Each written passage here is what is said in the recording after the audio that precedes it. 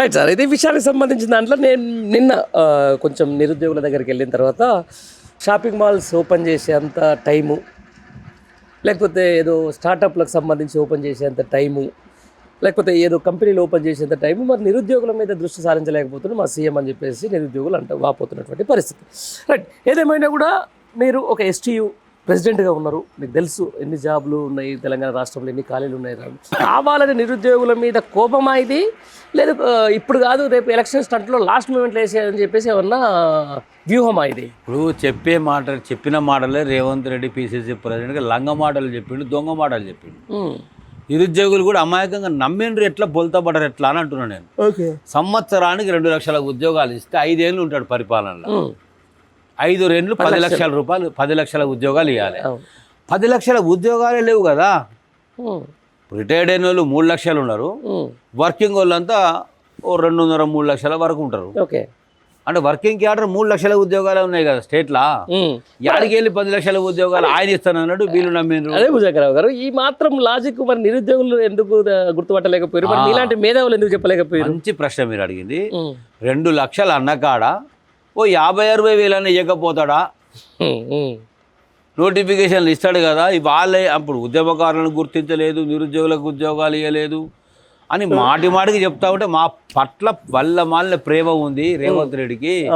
వచ్చిన తర్వాత మమ్మల్ని ఆస్తాడు, మమ్మల్ని ఆదుకుంటాడు, మమ్మల్ని ఒక కంట కనిపెడతాడు, మాకు న్యాయం చేస్తాడని నమ్మి బోల్తా పడాను. వీళ్ళొక్కడ పడడమే కాదు, బోల్తా పడడం తల్లిదండ్రులను బోల్తా వేసిర్రు, అవ్వతాతలను బోల్తా వేసిర్రు, అక్క చెల్లెలను బోల్తా వేసిర్రు.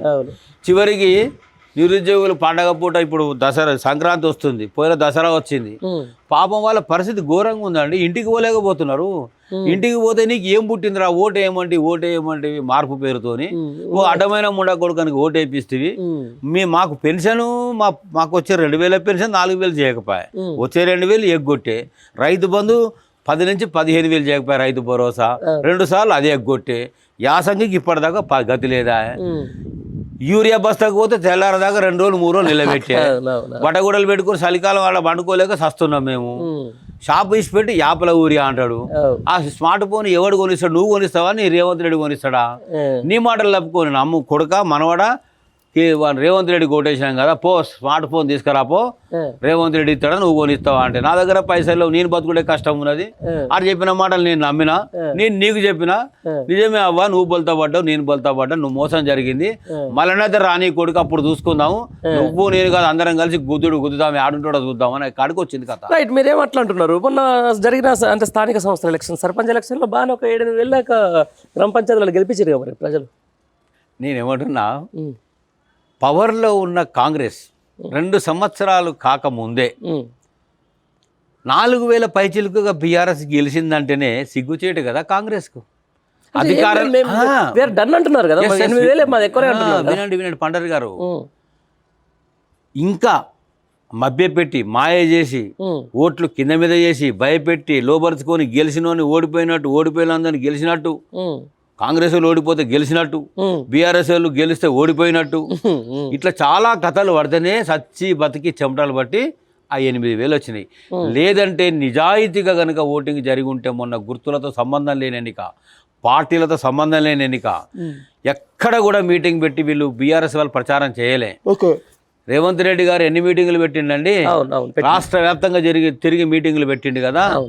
మరి నువ్వు ఇంత ఇప్పుడు ఎలక్షన్ కమిషన్ వాడుకుంటువి, జిల్లా కలెక్టర్లను వాడుకుంటువి, అధికార యంత్రాంగాన్ని వాడుకుంటువి, పోలీసులతో దౌర్జన్యం చేస్తేవి, చెయ్యరాని పనులన్నీ చేస్తేవి, పొయ్యరాని మందు పోస్తేవి, పంచరాని పైసలు పంచుతీవి. ఇన్ని కథలు పడ్డా ప్రజల మనసుల్లో మంట ఉంది, ద్వేషం ఉంది, కోపం ఉంది, అన్యాయం జరిగింది అని రైతులు, పల్లెల్లో ప్రజలు చెప్పు తీసుకొని కొట్టుకున్నారు కదండి. ఈ దౌర్భాగ్యానికి ఓటేసింది ఎంత తప్పు చేస్తేమిరా నాయన అని చెంపలు వాళ్ళే కొట్టుకున్నారు కదా. యాక్చువల్గా ఒక దగ్గర నేను పోయినప్పుడు కల్లారా చూసిన, అరే నువ్వు ఓటేసిన పాపానికి నీ దౌడలు ఎందుకు వెళ్ళ కొట్టుకుంటున్నావు అంటే, అసలు దొరికితే వాన్ దౌడలు వెళ్ళ కొట్టాలి రేవంత్ రెడ్డి. నాకు దొరకడు కదా అయ్యా, ఏం చేయాలి మరి, వేసింది నేనే కదా తప్పు చేసింది, అందుకే నేను నా దౌడలు వెళ్ళ కొట్టుకుంటున్నా అంటున్నాడు. అంటే పల్లెల్లో ప్రజలు సుఖంగా లేరు, ప్రజలు బాధల్లో ఉన్నారు. 24 గంటల కరెంటు మేము కంటిన్యూ చేస్తున్నాము అన్నారు. మొన్న హరీష్ రావు గారు ఒక దగ్గర ఇన్స్పెక్షన్ చేశారు. మొత్తం లాగ్ బుక్ తీసి చూస్తే 12 గంటలు 13 గంటలు 10 గంటలు 9 గంటలు కరెంట్ ఇచ్చేది. అవును. ఈ మధ్యలో కొంతమంది కరెంటు షాక్ తగిలి రైతులు చచ్చిపోయారు. ఇప్పుడు మోటార్లు రిపేర్కి వచ్చినాయి, ట్రాన్స్ఫార్మర్లు రిపేర్కి వచ్చినాయి, స్మార్ట్ మీటర్లు పెట్టారు. ఇప్పుడు ట్రాన్స్ఫార్మర్ల కాడ వచ్చేసింది. కేసీఆర్ గారు ఆపినరు, మీటర్లు పెట్టను అన్నాడు. FRBM లోన్లు రాదు అంటే కూడా ఓకే అన్నాడు. త్యాగం చేసిర్రు. మొత్తం 25,000 కోట్లు కేంద్రం నుంచి రావాల్సి వదులుకొని రైతుల కోసం నిలబడ్డారు. ఇప్పుడు ఏం జరిగింది? ట్రాన్స్ఫార్మర్లకు మీటర్లు పెట్టి మీటర్ల రీడింగ్ చూసి ఏ రైతు ఎంత వాడుకుంటూ లెక్కలేసి రేపు ప్రతి మోటార్కు మీటర్ పెట్టే కాడికి వచ్చింది కథ. ఆల్రెడీ వీళ్ళు ఒప్పుకున్నారు మోటార్లకు మీటర్లు పెట్టాలని చెప్పేసి అయిపోయి. అంటే కేసీఆర్ గారు ఉత్త అబద్ధాలు చెప్తున్నాడు, అసెంబ్లీలో తప్పు మాట్లాడుతున్నాడు అని బీజేపీ వాళ్ళు కూడా అన్నారు కదా. హమ్ ఆట్ ఏమైంది? ఆట గెలిచి 8 + 8 = 16 కాదు 0 అయింది. రేవంత్ రెడ్డి చెప్పింది కదా, గాడిద గుడ్డు వచ్చింది బీఆర్ఎస్ కానీ. నిజమే, మీకు పట్టం కట్టిర్రు. కాంగ్రెస్కి 8 ఎంపీలు ఇచ్చిర్రు, 8 ఎంపీలు ఇచ్చిర్రు. మరి 8 ఎంపీలు ఉండగా ట్రాన్స్ఫార్మర్లకు ఎట్లొచ్చినాయి? స్మార్ట్ మీటర్లు ఎట్లొచ్చినాయండి? రైతులు నిరుద్యోగులు ఈపులు బగులుతూ ఉన్నాయి. ప్రెస్ మీట్ పెట్టి ఎందుకో మాట్లాడరు బీజేపీ నాయకులు, ఎమ్మెల్యేలు మాట్లాడరు, ఎంపీలు మాట్లాడరు. కాంగ్రెస్ ప్రభుత్వం చేసేటువంటి దాష్టికాల మీద ఎన్నడన్నా గొంతిప్పిర్రు అసెంబ్లీలో.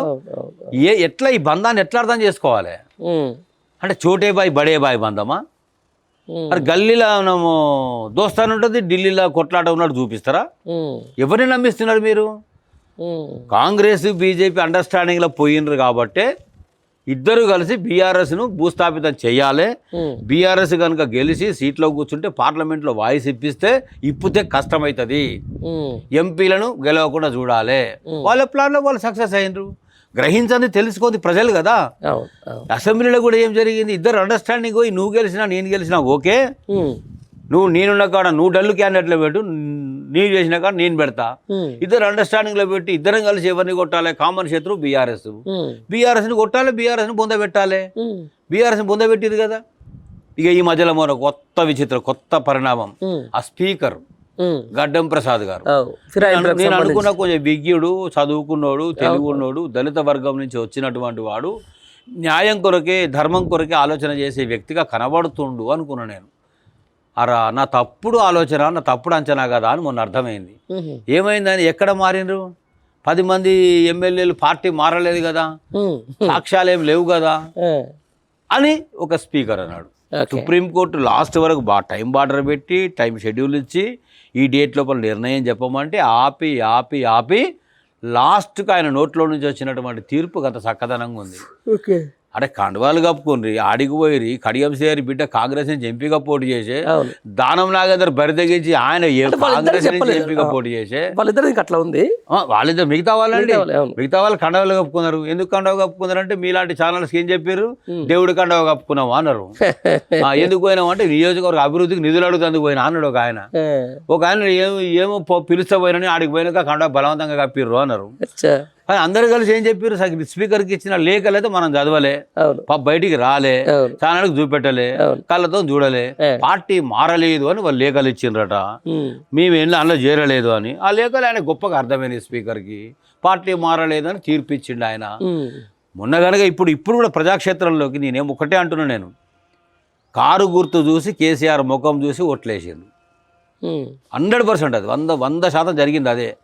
రేపు పార్టీ మారిన తర్వాత తీసుకుపోయిన వాళ్ళకి, కండవ కప్పిన వాళ్ళకు, కండవ కప్పించుకున్న వాళ్ళకు, పార్టీ మారిన వాళ్ళకు ఏముండాలి? సిగ్గు, శరము, చీము, నెత్తురు, లజ్జ ఉండాలి. పార్టీ మారినా నేను ఇక్కడికి వచ్చినప్పుడు అక్కడ రాజీనామా చెయ్యాలి. మొన్న మీ అందరికి ఆదర్శవంతంగా కవితమ్మ నిలబడదు కదా, నిలబడి రాజీనామా చేయించుకున్నది కదా. మరి మీరు కూడా ఆమె దారి చూపించింది. నిలబడి మీరు కూడా రాజీనామా చేయించుకొని ప్రజాక్షేత్రంలోకి వస్తే మీరు నచ్చితే గెలిపిస్తారు, లేకపోతే ఇంటికి పంపిస్తారు. భయమో